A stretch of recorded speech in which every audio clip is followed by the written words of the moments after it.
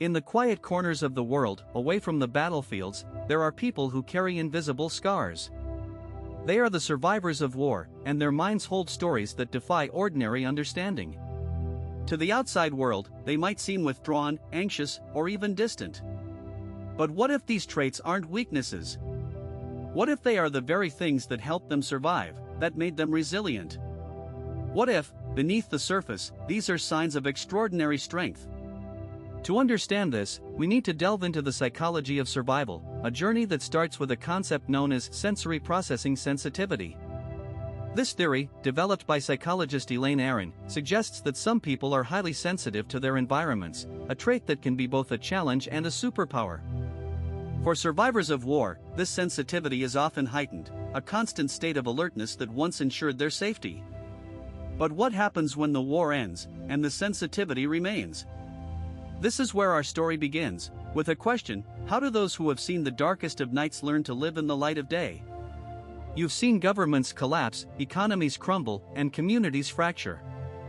In the wreckage, you've learned that theories and ideals mean little when the ground is shaking beneath you. This is the essence of practical pragmatism, a mindset honed by necessity. You understand that survival isn't about the purity of one's beliefs, but the adaptability of one's actions. It's not about asking why, but what now? You've witnessed the folly of rigid ideologies. Remember the town where people insisted on maintaining their old ways, even as the river that sustained them dried up. You were the one who suggested digging a well, who saw the practical value in a change of plans. This is the core of your perspective, the willingness to discard what doesn't work, to embrace what does. It's a principle backed by the psychological concept of effective altruism, which prioritizes tangible outcomes over emotional intentions. Social noise, the endless chatter of opinions and debates, holds little sway over you.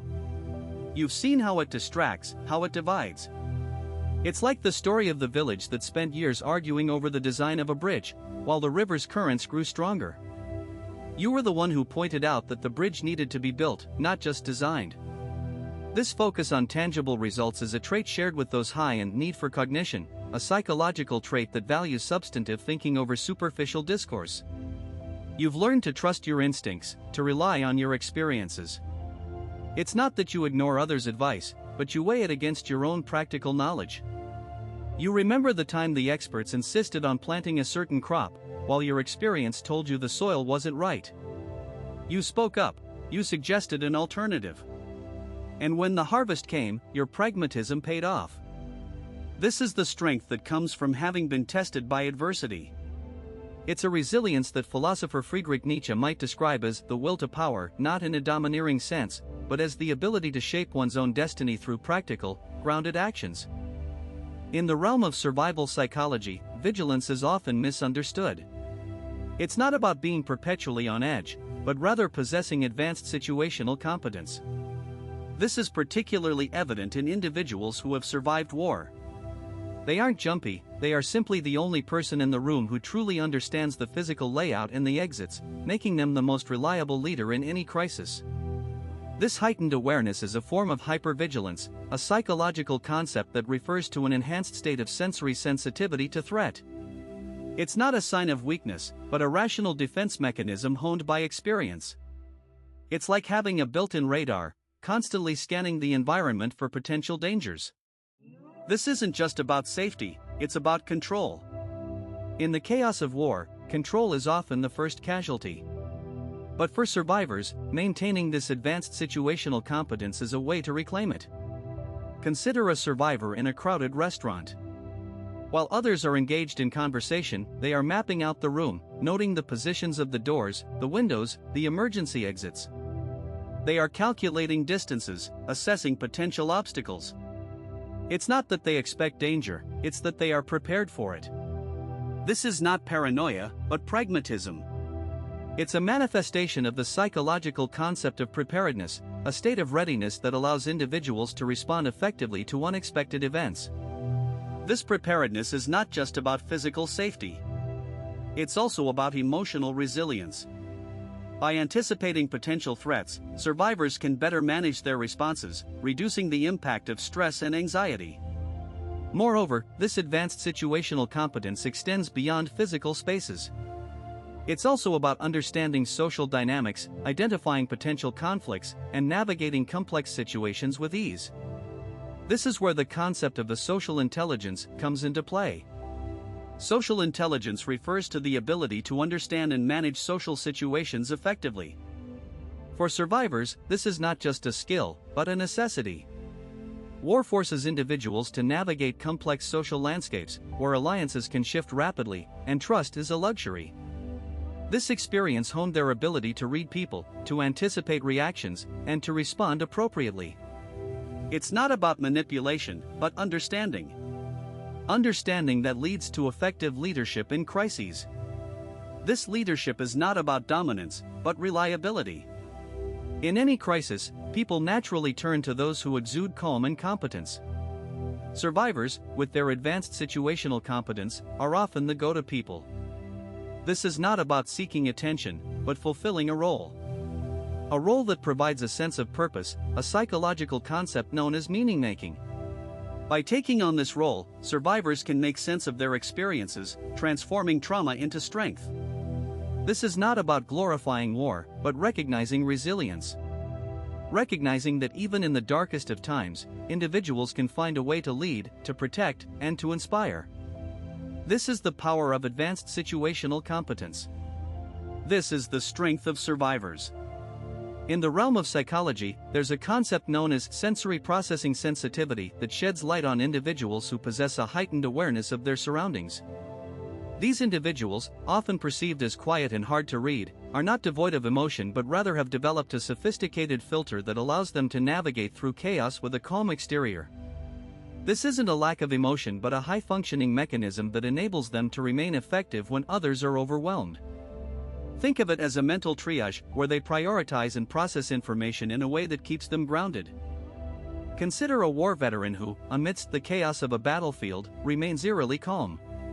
To an outsider, it might seem like they are not affected, but in reality, they are processing an immense amount of information. They hear the distant hum of a helicopter long before others notice it. They see the subtle shift in a comrade's posture that signals fear. They feel the tension in the air that others dismiss as mere breeze. This heightened sensitivity is not a weakness but a strength honed through necessity. It's a survival tool that allows them to make swift, effective decisions when others might freeze or panic. This quiet hardness is often misunderstood as stoicism or emotional detachment. However, it's more accurately described as a form of emotional regulation. Psychologists refer to this as emotion regulation, a process by which individuals influence which emotions they have, when they have them, and how they experience and express these emotions. For these individuals, it's not about suppressing emotions but about managing them in a way that doesn't impede their ability to function. They feel deeply, but they don't let their feelings overwhelm their actions. This ability to remain calm under pressure is a trait that can be traced back to the concept of emotional resilience, the ability to adapt to stressful circumstances. It's a hard-earned skill that sets them apart in high-stress situations, making them invaluable in roles that demand steady hands and clear minds. Their quiet hardness is not a lack of emotion but a testament to their strength and adaptability. This understanding leads us to appreciate the complexity of their mental processes and the profound impact it has on their lives and the lives of those around them. In the ashes of war, you emerge as the keeper of the essentials. This title isn't just a metaphor, it's a psychological reality.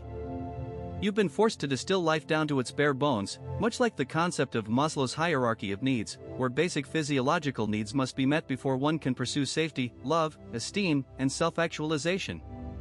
But for you, the essentials aren't abstract concepts. They're tangible, visceral, and non-negotiable. Food isn't just sustenance, it's survival. Shelter isn't just a roof, it's a sanctuary. Family isn't just love, it's a lifeline. And the breath in your lungs? That's the rhythm of your resilience, a testament to your tenacity. Remember the last time you had to choose between sharing your meager ration or keeping it for yourself? That moment, filled with tension and ethical weight, defined you. You didn't just feed your body, you nourished your soul with a decision that echoed your values.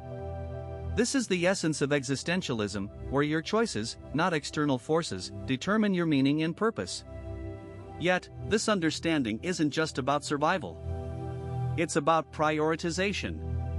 It's about knowing that a warm meal can be a luxury, but a shared meal is a necessity for the soul. It's about understanding that a roof over your head is essential, but a home filled with laughter is indispensable.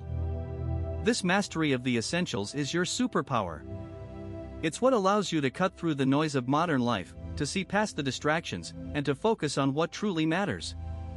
But how does this understanding shape your interactions with the world? How does it influence your relationships, your work, and your sense of self? This focus on the essentials isn't just a survival skill, it's a lens through which you view the world. It's a filter that separates the vital from the trivial. Think about the last time you were faced with a crisis. How did you react? You probably didn't panic. You didn't get lost in the chaos. Instead, you likely went into keeper mode. You assessed the situation, identified the essentials, and focused on addressing them. This ability to prioritize under pressure is a testament to your resilience. It's a skill honed in the crucible of war, a skill that sets you apart. But it's also a skill that can be misunderstood. To others, your focus on the essentials might seem like cold pragmatism. They might see you as unemotional or even callous. But they're wrong. Your understanding of the essentials is rooted in empathy. It's a deep, profound empathy that recognizes the importance of basic human needs. It's an empathy that understands that everyone, regardless of their circumstances, needs food, shelter, family, and the breath in their lungs. This empathy is your compass. It guides your actions, informs your decisions, and shapes your relationships. It's what allows you to connect with others on a fundamental level. It's what makes you a beacon of hope in a world that often feels chaotic and uncertain. But how does this empathy influence your relationships? How does it shape your interactions with others? This is where your journey as the keeper of the essentials takes on a new dimension. It's where your understanding of the essentials becomes a force for connection, for healing, and for transformation.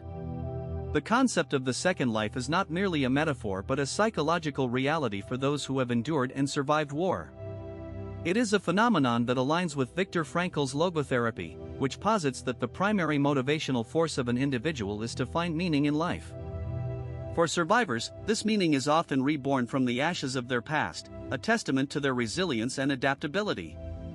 They don't just rebuild their lives, they reconstruct their very sense of self, forging a new identity that is not defined by the horrors they've witnessed but by the strength they've cultivated.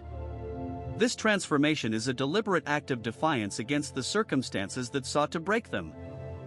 It's not just about moving on. It's about reclaiming agency, a principle echoed in self-determination theory, which highlights the importance of autonomy, competence, and relatedness in personal growth.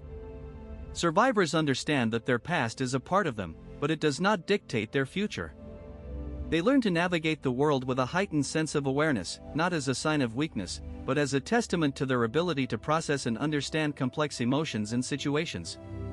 This sensitivity, often referred to as sensory processing sensitivity, is not a hindrance but a superpower that allows them to empathize deeply and make informed decisions.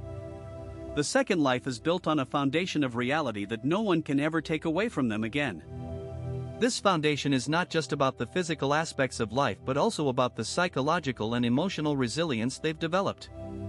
It's about knowing that they have the strength to overcome any challenge, no matter how daunting. This knowledge is not arrogance, it's a quiet confidence that comes from having stared into the abyss and come out stronger. It's about understanding that their experiences have given them a unique perspective on life, one that allows them to appreciate the small joys and navigate the big challenges with equal measure. This perspective is a gift, one that they carry with them always, a constant reminder of their strength and resilience.